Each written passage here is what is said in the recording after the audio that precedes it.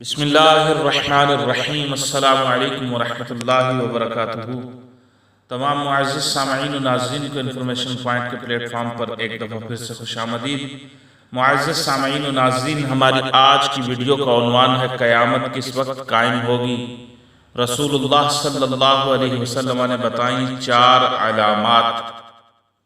المعجم الاوسط میں امام طبرانی رحمۃ اللہ تعالی علیہ نے روایت نقل کی ہے کہ رسول اللہ صلی اللہ علیہ وسلم نے ارشاد فرمایا، قیامت اس وقت قائم ہوگی جب اولاد والدین پر غصہ کرنے والی ہوگی۔ دوسری علامت ارشاد فرمائی جب بارش کی کمی ہوگی۔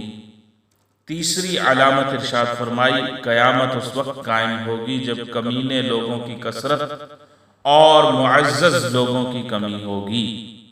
چوتھی علامت یہ ارشاد فرمائی چھوٹا بڑے پر اور کمینہ معزز پر جرأت کرے گا۔